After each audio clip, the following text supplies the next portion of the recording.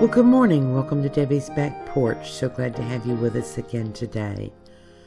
Last night, I made meatball stew, and I had a little help from my great-granddaughter.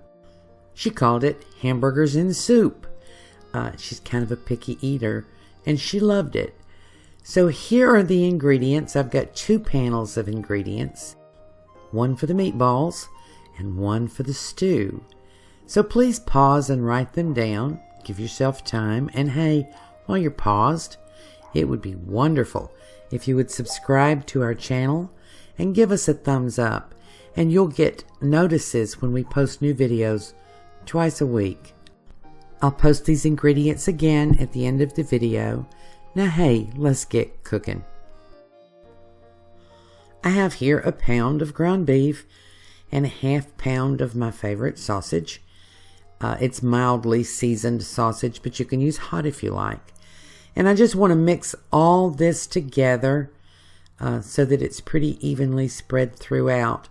You know, this recipe is one you can add to that list of something different to do with ground beef. I know back when I used to have to cook every day for a family, some days it was just all you could do to think of something different. And I ended up having ground beef more often than I wanted.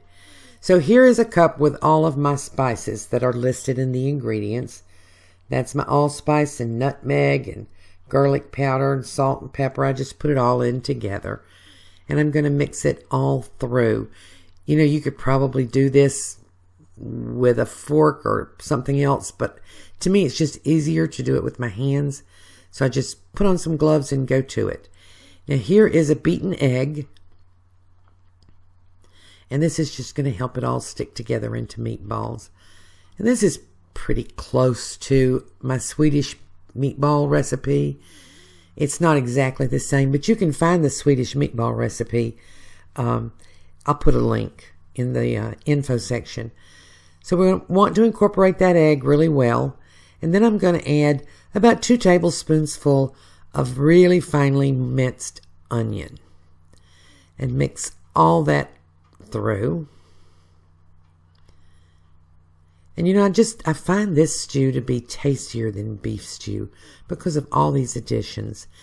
And I have here a couple tablespoons full, maybe even a quarter cup, that's close, of parsley, fresh parsley. And you know, I'm looking at this, I probably should have minced it a little better. I've got a little bit big pieces in here. I'll pull them out as I go along. Yeah, I could have done a better job on that. And now I'm going to add the breadcrumbs. I'm using matzo meal. You can use panko crumbs. You can use any breadcrumbs. If you make your own, they'll be wonderful in this. So, just so you know, over to my right, I have a peanut gallery. And literally, she's playing with peanuts and talking to me the whole time I cook. So I'm going to let you listen to what I listen to while I cook as I'm making the meatballs. You probably know how to make meatballs already. There are carrots everywhere.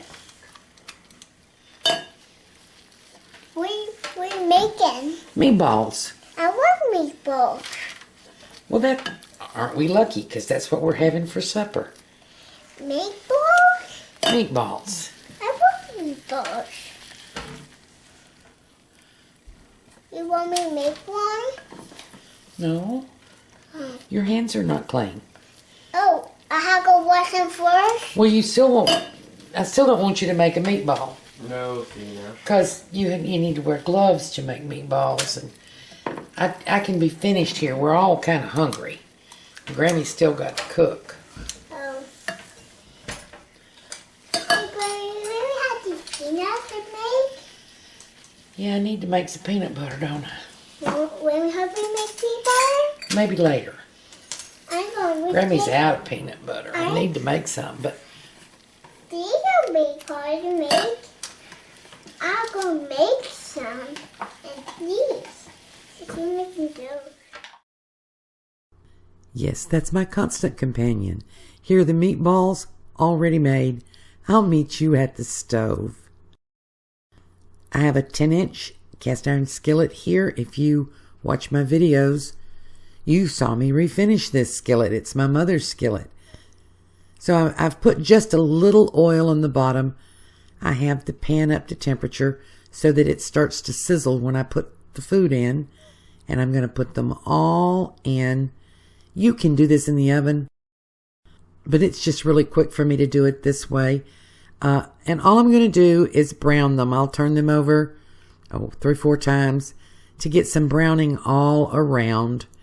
And it really only takes about 30 seconds per side because we're just trying to get a little browning on them for flavor. You don't have to cook them all the way done because they're going to have a good 30 minutes to simmer in the soup. But you know, they won't get flavor cooking in liquid. They get their flavor from browning. So we're just going to run through this little step here pretty quick. And I'll kind of show you the brownness that we're looking for. And you might have to get a little creative to get them browned all the way around. As these brown, I'm going to take them up in a bowl. I'm not going to drain them in a paper towel. I'm going to save all of the drippings that come out of these meatballs and put it right back into the stew so we get all that good flavor. And I'm going to save this fat that cooks out to brown my vegetables a little bit before I put everything together into the stew.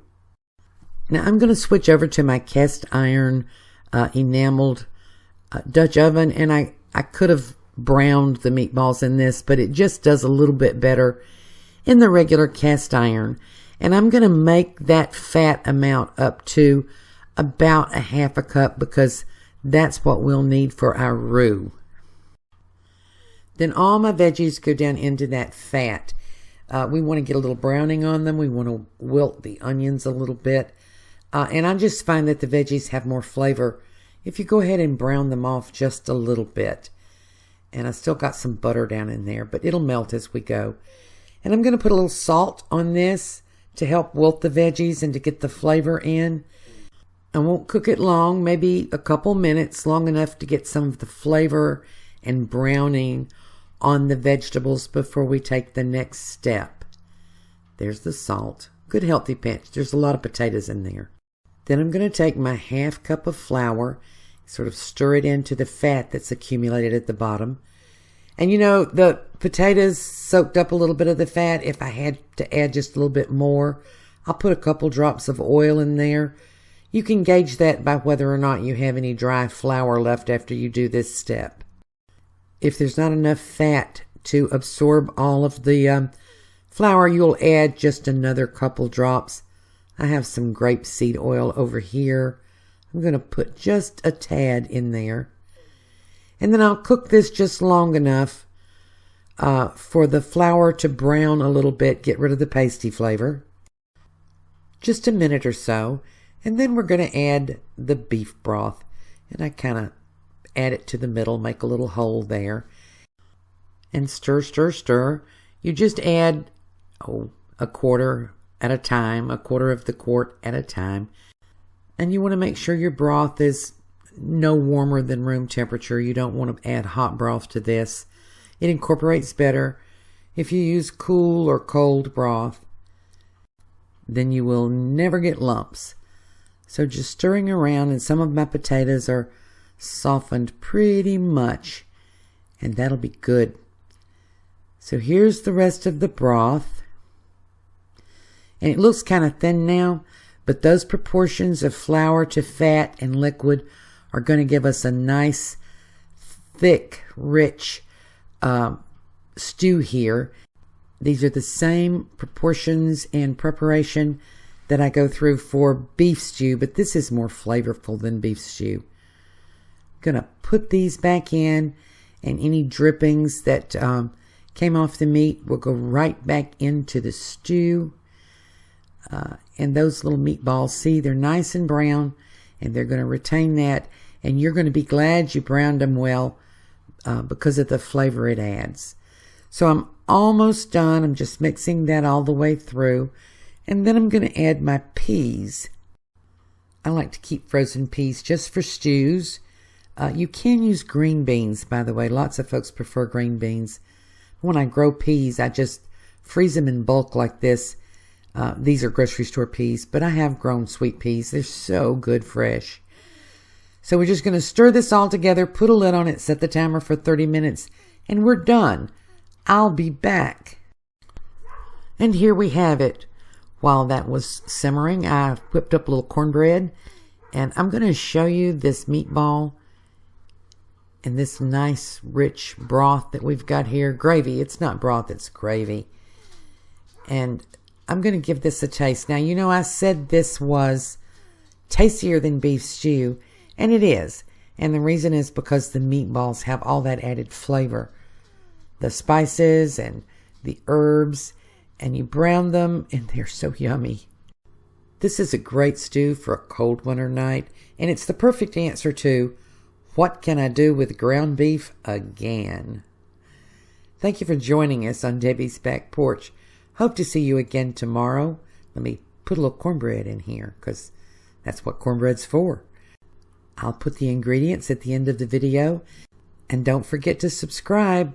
I've got several really yummy recipes coming up soon.